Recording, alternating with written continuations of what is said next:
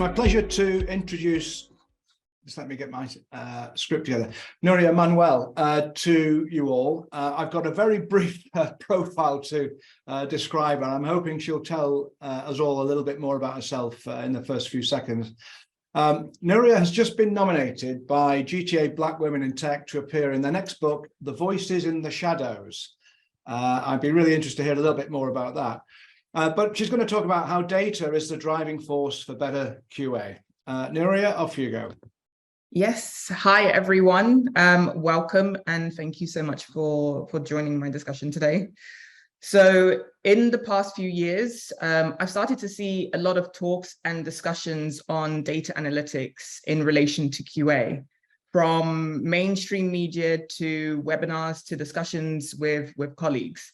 And it makes sense considering that data is essentially everywhere in the world. It's a part of our everyday life, from our online shopping experience to the movies that we watch to the content that is presented to us.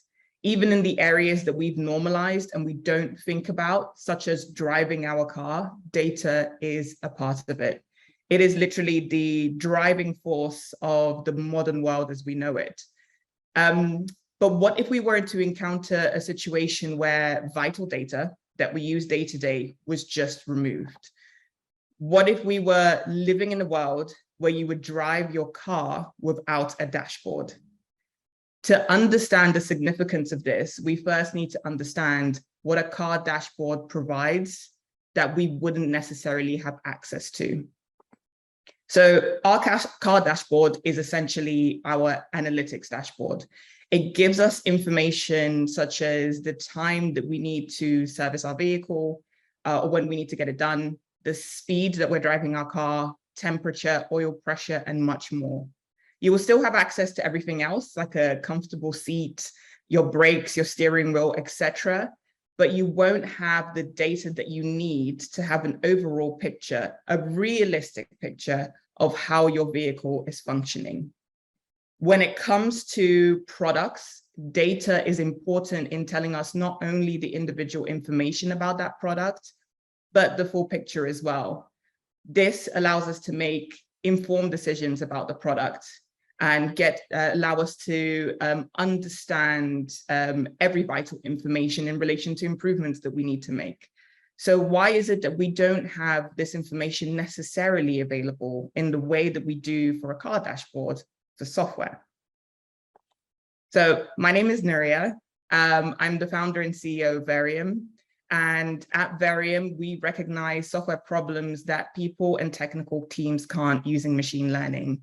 And prior to starting Varium, I have worked as a QA lead and I've had a QA, so I'm very familiar with this topic. And I've also worked in the manufacturing sector with diagnostic systems. And today, what I'm going to be doing is diving into some points. So I'm going to be diving into the following points in relation to data. So first, what do we actually mean by data? How does that actually relate to software testing? How can we begin to introduce data and ensure that it supports QA? And what are the methods that we can use? I'm going to be diving into quite a lot of facts and information, so bear with me as we go through everything. But the first thing that I want to highlight is data, the term data. It's quite generic, but essentially what we mean is that data is a collection of facts such as numbers, words, measurements, and observations to describe something. There is two main types of data. We have qualitative data, which is descriptive. That's case studies, videos, characteristics of something you're observing. And we have quantitative data, which is numerical. So that's revenue, weight, or the number of users that you might have on your platform. These are all types of data that you would find within a QA process. And in QA, there are a variety of data sets, inputs and outputs, that gives us insight into an application's behavior, as well as the quality of the product. Testing is essentially the process of asking the right question to the application under test and validating its behavior under different scenarios using different types of data sets. And we know we have a lot of different types of tests, and different types of tests give us different answers. We can assess the number of tests that may have passed or failed, the number of defects or reports that are provided, or even the speed in which those tests were completed. But even though a lot of this provides really good information, it does provide information that is limited to the development of software. So the software development lifecycle, which can then limit how much information we actually have about the application or the product as a whole. I'm going to mention something that is going to be a bit of a critique. Having been a QA myself, it is something that is very true and can impact not only your tests, but also the type of data that you collect from your tests. And that is that traditional testing methods are highly dependent on the accuracy of technical requirements and design. Even if you're using an agile method or a lean method or a waterfall method, you are still dependent to an extent on technical requirements and design. But statistically, over 50% of defects are actually due to poor technical requirements and design. Alongside being dependent on information that could be outdated, the challenges of traditional testing is that even though it provides a lot of information, it does not provide the means to adjust the product based on, for example, user feedback, and improve processes based on, another example, repeat defects. And this is because of missing data. So how can we look at ways to enhance our existing QA strategies to better integrate into the product lifecycle, and not only the software development lifecycle, to be a driving force for change? So what I mean by product development lifecycle is that it's the overarching process focused on the product as a whole, whereas the software development lifecycle is a subset of that, and it concentrates only on technical implementation of the product development.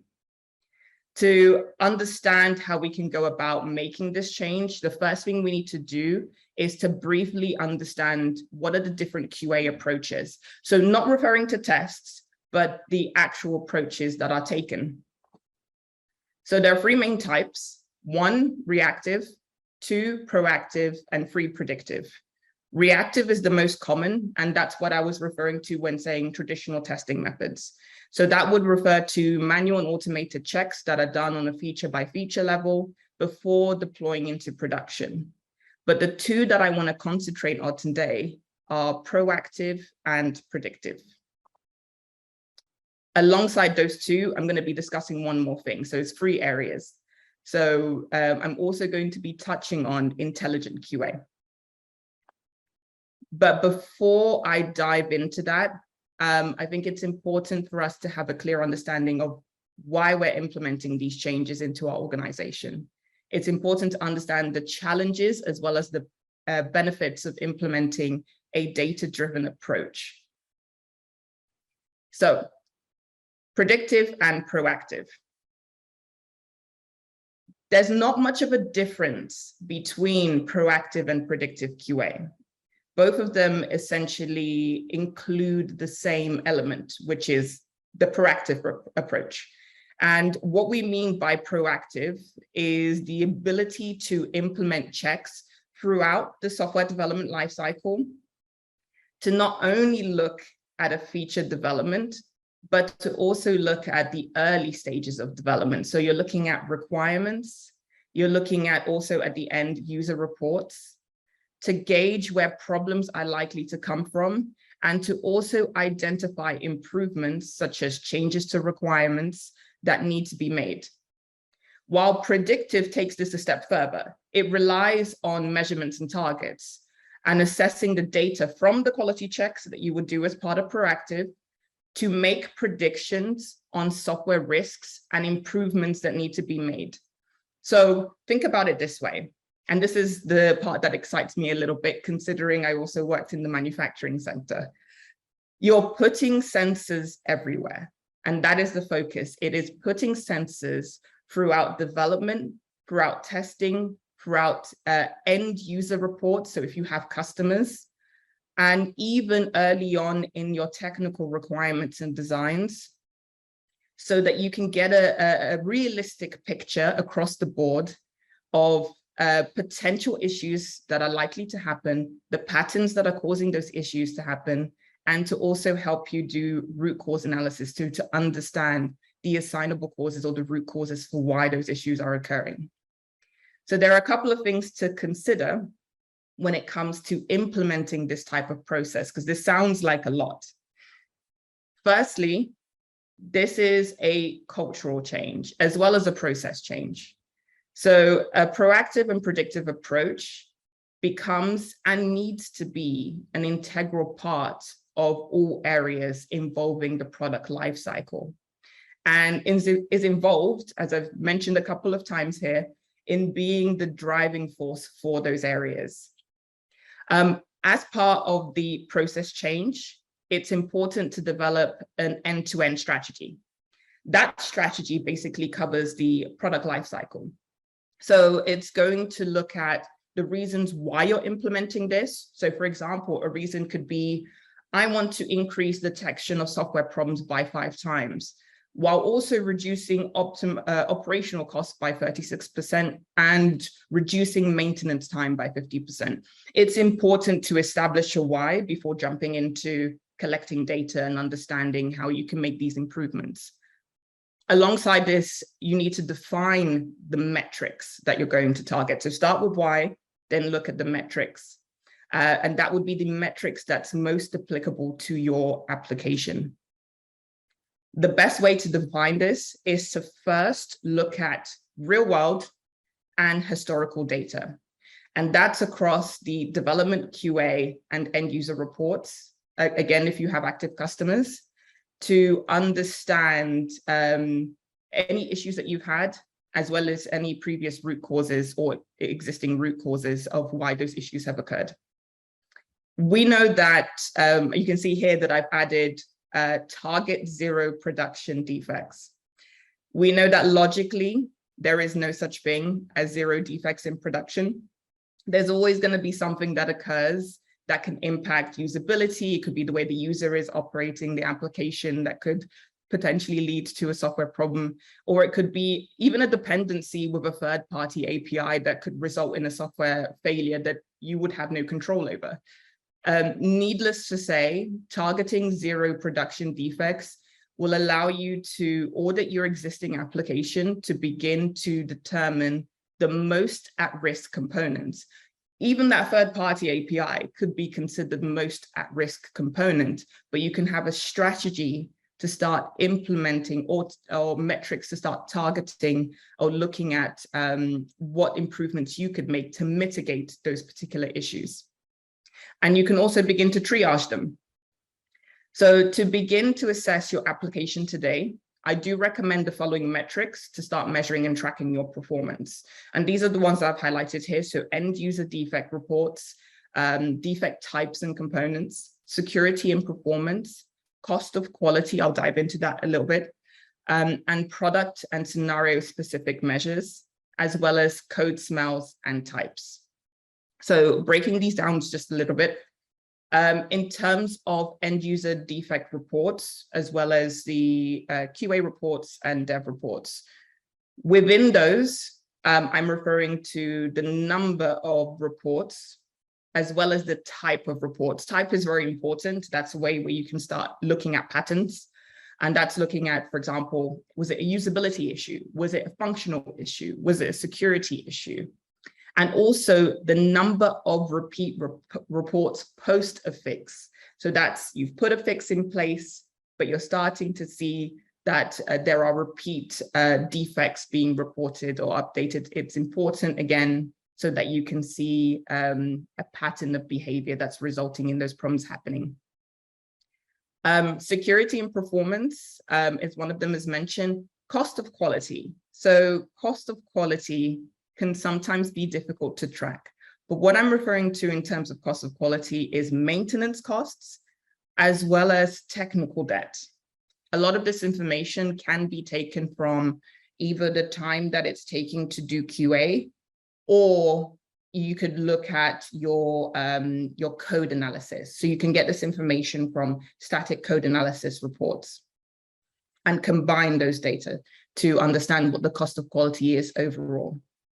Your product and scenario specific measures, that's actually your technical requirements in design. That is the qualitative data, that is descriptive data, so that you can start assessing. For example, if a user, an end user, is reporting, hey, I'm having issues with this application on iPhone 6, you can actually go back and see in your requirements, there was never any information or requirements in place to ensure that our application was compatible with that type of device.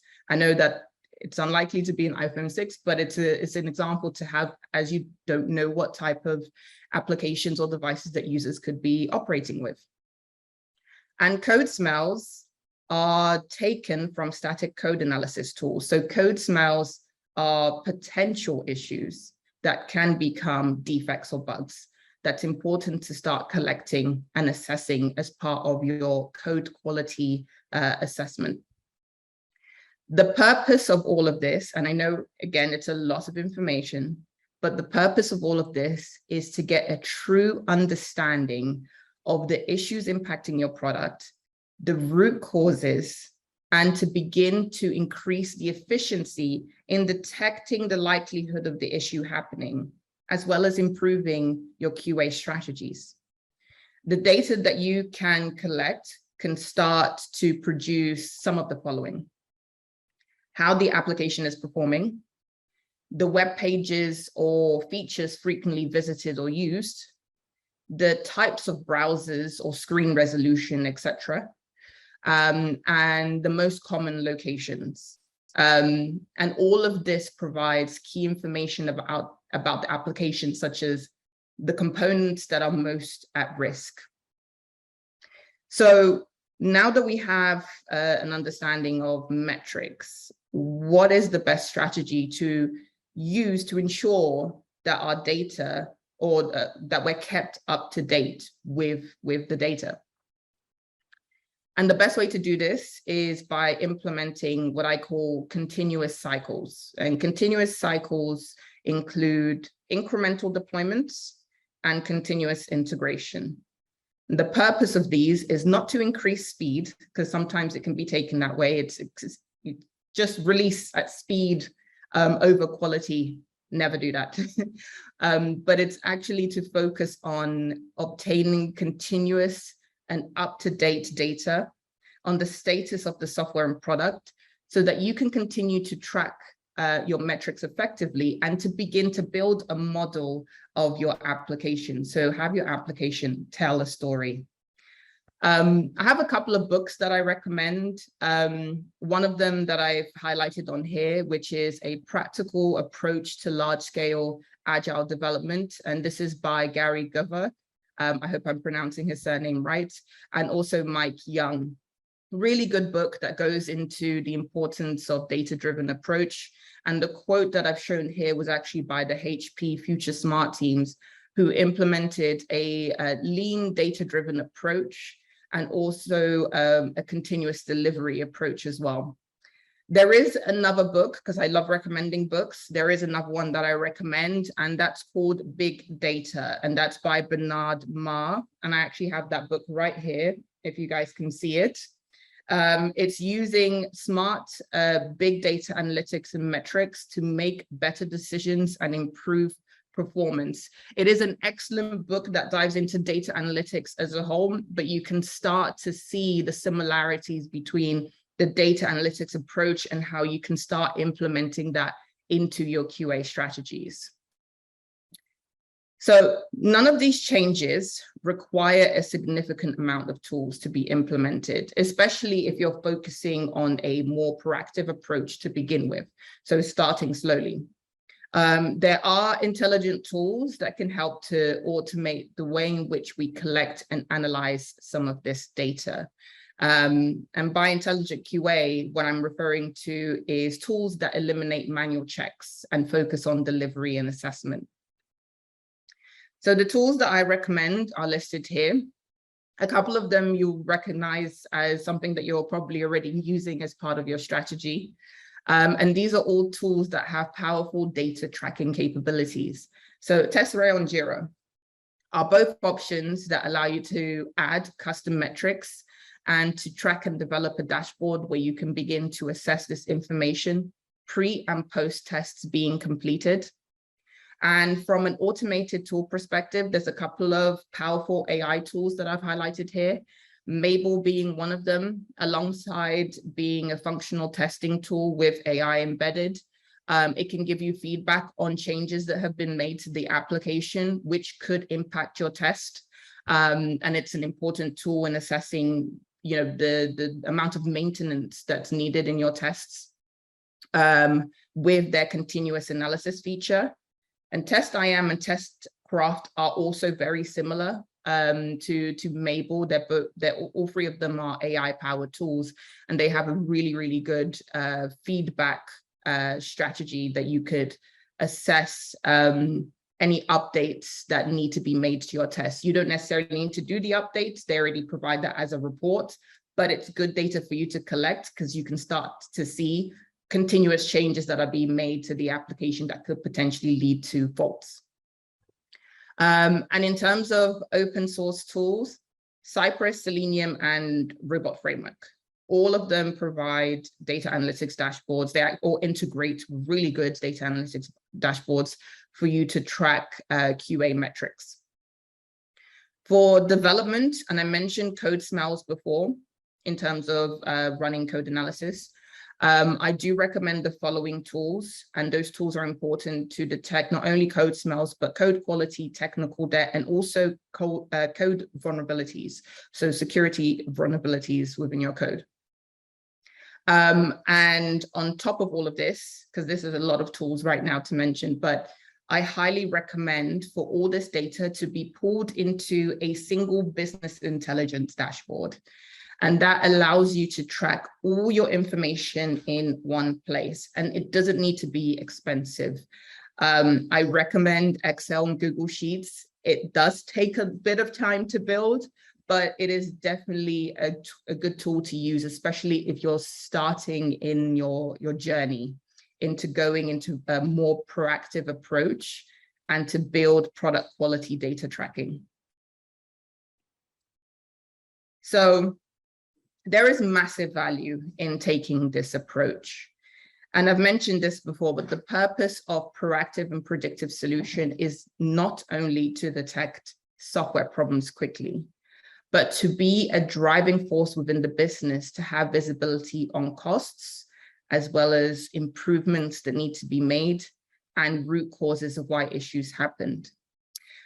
Without this type of approach, you could be missing out on really vital and valuable data for your organization. And let me give you some examples of that. So we've already started to see improvements with businesses implementing these strategies today. Some of this data that I've presented here is taken from research that has been conducted on proactive and predictive QA. And one of the data points here is actually from our own work at Varium with the support that we provide with customers.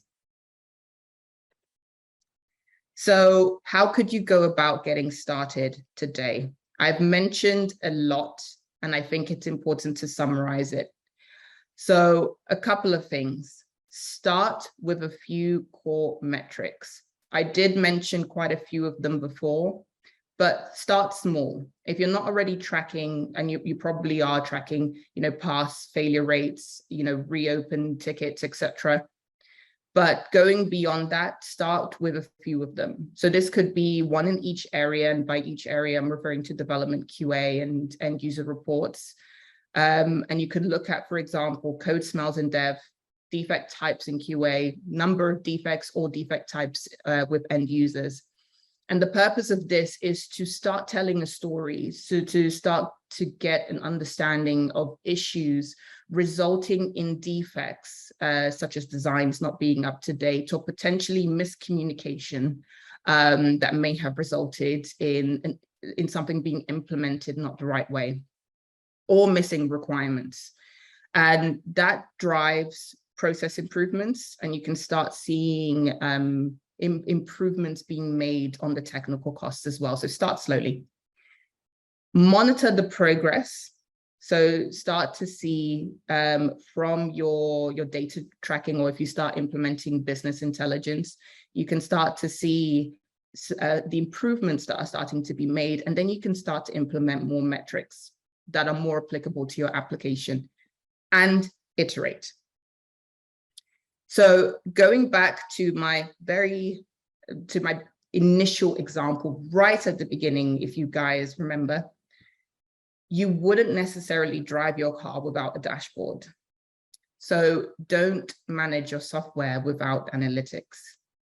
Data can be a driving force for better quality. So if you have any questions, or if you require any form of support, please feel free to reach out through email or LinkedIn. I could talk about this all day. So thank you again. And let me know if you have any questions. Nuria, thank you so much. Okay, so as Nuria says, please post your questions on Slido if you can. I think we're still waiting for questions. It's people often wait until the end to actually start posting things. In the meantime, I think one of my bugbears in our business is that we're still using the measures that tools provide that are based on the way we tested in the 1970s. And to what degree do you think tools have made progress that, where they tell us stuff that is of more value than just counting bugs, just counting test cases, just counting test conditions, whatever, you know? I mean, I know you're not saying that, but what I mean is, where are the areas of progress that you think are promising right now? Do you have a view on that? Yes, really, really good question. And I think that at the moment, there are still a lot of tools that provide what I would say more generic QA data in terms of that pass and failure rate. But the improvements that I've started to see is the ability to customize the types of data that is being presented. Data analytics is a very human interaction, I would say, or a human approach. It requires people to spend time in assessing the data or their product themselves to define exactly the types of metrics. Having a dependency only in the tools doesn't give you a true understanding of everything that's going on in your application. Hence why it is important to have that human interaction and engagement to assess improvements that you can start looking at yourself. So to answer your question, the improvements that I started to see with tools is the ability to add your own custom data. I remember TestRail several years back didn't have that ability. Now you can go on TestRail and add custom metrics. The same is true for other tools that are out there now. And we've started to see a massive growth in AI-powered tools. So I know that sometimes AI can be, it's still a little bit of an unknown, but there are tools out there, such as the ones that I've mentioned, that go beyond giving us just information on what has gone well in terms of past or what needs to be improved, what has failed, but also in telling us areas that we need to consider or areas that we need to include better test coverage because of most at-risk components. And that's something that, not trying to promote Mabel here, but that is something that I've seen with Mabel's tool as I've used it myself in the past, where it can give you very detailed insights into improvements that need to be made. But I think regardless of the tool that you use, it's still important to have that human intervention to see updates that you need to make yourself on your application and what metrics would actually suit your application. Okay, thank you. I've got a couple of questions on Slido now coming up. So the first one is from Paul, not me. Using data more effectively seems to rely on complex and expensive tooling and skills development. What do you recommend for small startups on a tight budget? That's a really, really good question. That's something that we spend a lot of time doing. We work with a lot of early stage startups in getting them to implement a better cost-effective data strategy. A tool that I mentioned, Excel and Google Sheets, best way to get started. It is very, very manual, but it's a good way for you to start looking at data that you're getting from GitHub, from any testing tools that you're using. So you could be using TestRail as an example, and you can integrate with Google Sheets or Excel. I mentioned code analysis tool. Code Climate is actually, they have a free version for early stage startups. So that would be an excellent tool for you to begin with. A lot of companies use SonarQube as well, but Code Climate provides a very similar report to SonarQube. There's a handful of tools out there that are very cost effective. But the main thing, as I mentioned, is getting a really good understanding of what type of data you want to start tracking for your application, because it could be different depending on not only the stage of your business, but also the sector that you're operating with. If you're an early stage company, you may not yet have a lot of customers to get reports from them, but you can start to get data from the design requirements and also from the development process and testing. Okay, thank you very much.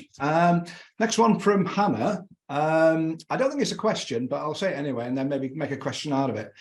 Nuria, thanks very much. Lots to digest and think about. We have Jira, TestRail, and Power BI. So we'll look into how we use these better for analytics. And that's what Hannah has said. But I wonder if you have any advice specifically to that combination, Jira, TestRail, and Power BI. I don't know if you have experience in that area.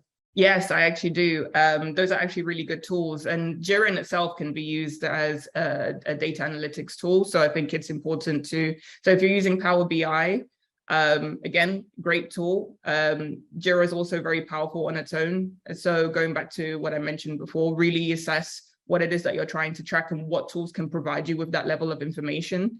If you can integrate that all into Power BI, that is great. Again, don't miss out on the coding element as well, and make sure that you're getting that type of data on there too. I think you said the technical requirements are often the source of a lot of software problems. Yeah.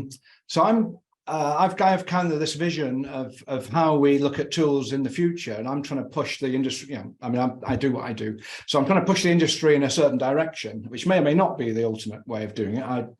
I'm sure it's not precisely, for sure.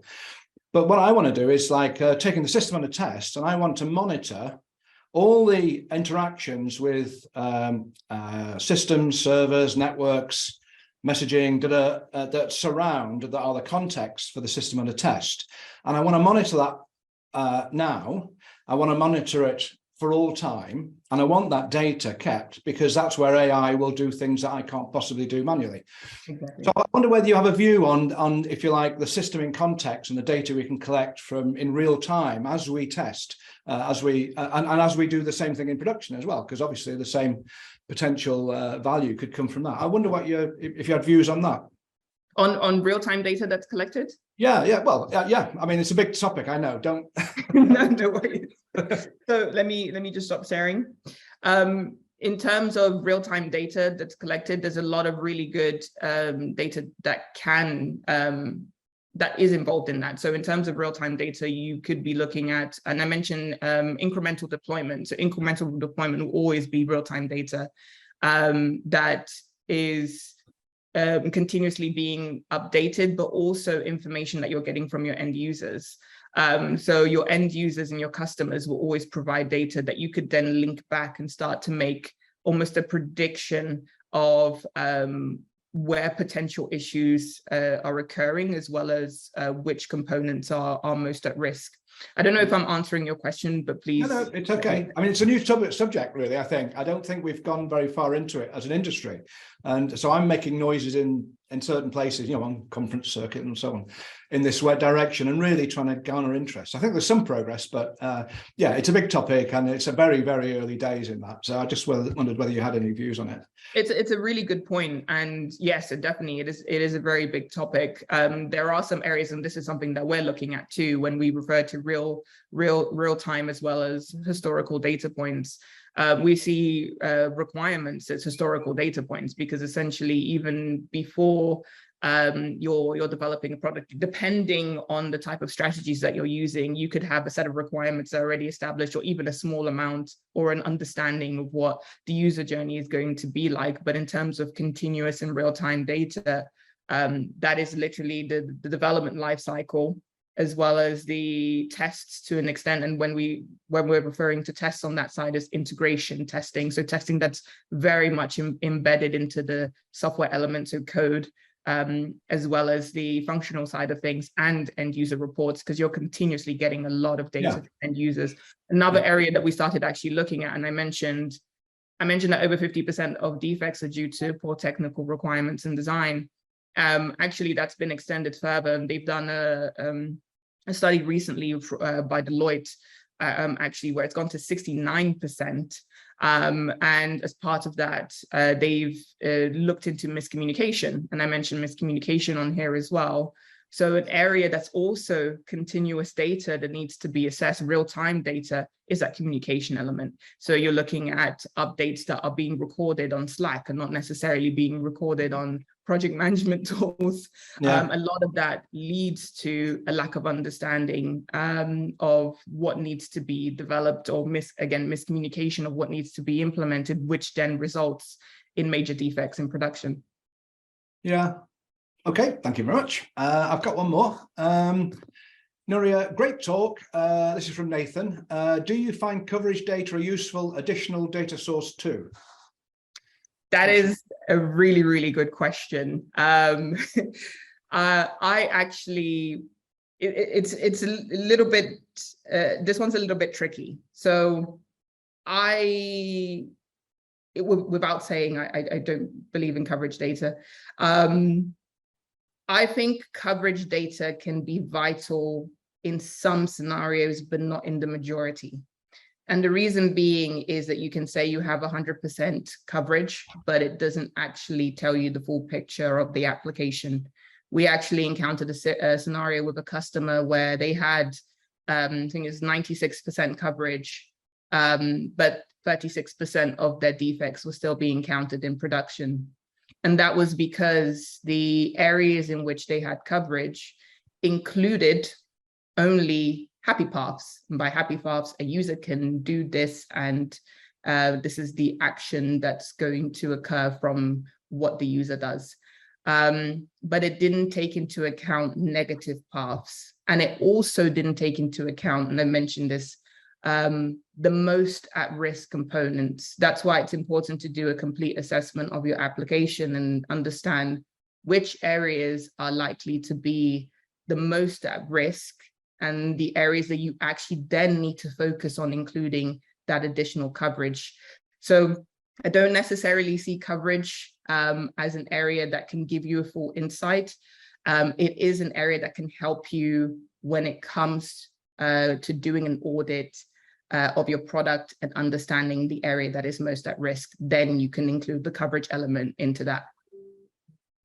I think, in my opinion, is when someone says, you know, we've got 88% coverage, I say, coverage of what? I mean, yes, coverage has no meaning to me. Coverage has no meaning unless you reference some model that has been used to design or implement tests in some regard, whether it's coverage of a business process or code coverage or interfaces or messaging, or whatever the hell it is.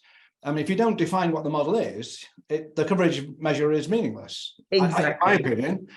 And having said that, once you've got the model, then the notion of coverage is an indirect measure of thoroughness. It's not the absolute measure of thoroughness, let's say, and certainly not quality. So, Yeah, it's a much misunderstood term, and even now, after 50 years of talking about it, we're still struggling to get people to understand what the health coverage is. It's I true. think I'm pleased to I'll give you one more slot, a few seconds to speak, and then I have to close it, I'm afraid. No worries. I was going to say it's absolutely true. In most of the discussions that I've had, when people refer to coverage, they're referring to manual and automated tests, and that's it. It's like, oh, we've implemented manual and automated tests, but to your point, where and what does it actually mean? And that's why I think if you're going to dive into coverage, you first need to understand your product, and you need to understand the areas that are likely to be the most at risk of software issues, and then you start looking at defining coverage. Yeah, I mean, there's so many directions you could take that, but to me, it's what the stakeholders recognize as a meaningful model. You know, if you're talking about code coverage to a user, they don't have a clue what you're talking about. It's meaningless. You know, exactly. For example, you know. So, Nuria, thank you so much. I have to move on, I'm afraid. Time flies when you're having fun. So thanks once more, and hope to speak to you again soon. Thank you, guys.